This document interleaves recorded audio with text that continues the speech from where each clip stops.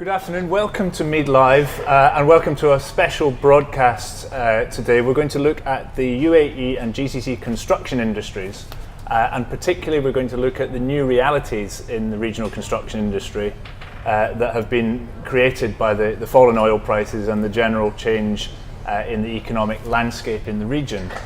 I'm joined today by four very eminent panelists. We have with us Bill Bodie, the Middle East and Africa Executive Vice President for Parsons. Welcome, Bill. Next to Bill, we have Mohammad Khader al-Shouli. He is the Senior Vice President and Head of Contracting Finance for Mashreq. Welcome, Mohammad. Thank you very much. In the middle, we have Rami Ghandour, the Managing Director of Metito. Welcome, Rami. Thank you. And on my immediate right, we have Wael Farsakh, who is the General Manager for Dutco, Balfour, Beatty, based here in Dubai. How has construction changed in the past 2 or 3 years in this region? Well, of course, you pointed out, Richard, that many of the governments in this region are having budgetary pressures because they are disproportionately dependent upon hydrocarbon-based revenues. Those revenues then are used to fund the large public infrastructure projects. After 2-3 years of depressed pricing, we're now seeing the results of that in terms of projects being delayed or canceled, projects being slowed down, contract terms being perhaps even more onerous than in the past. And of course, as your survey pointed out, we're seeing increasing difficulties with compliance with contractual payment terms. Wael, if I can come to you from a main contracting point of view, how has construction changed? So we've heard from Bill some of the pressures on government cutbacks. Yeah. How does it look from the contractor's point of view? It's definitely difficult because it's more stringent. I mean, projects are coming, we involve in tenders.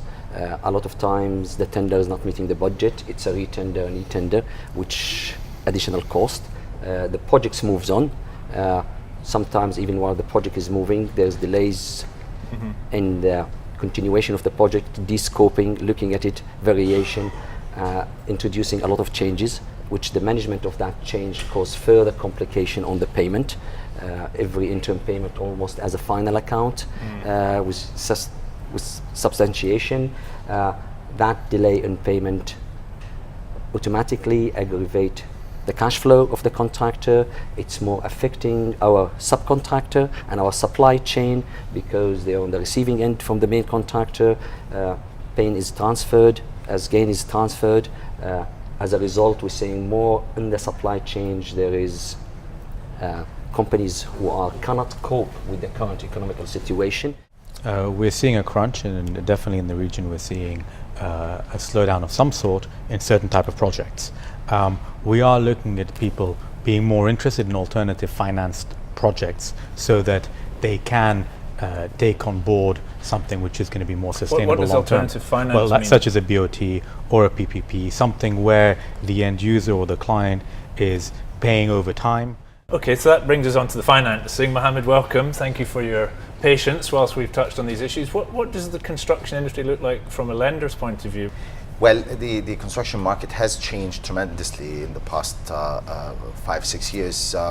And after the first crisis in 2008. Now, can we say that it is becoming risky to finance contractors? It's becoming risky to do construction right now under the terms and conditions that are prevailing. The ability to manage the change is what is really required to bring about that stability. As far as financing contractors, of course we would be there, and of course we would like to continue, and we would want to continue to finance the contractors. The reality is that there has to be more transparency.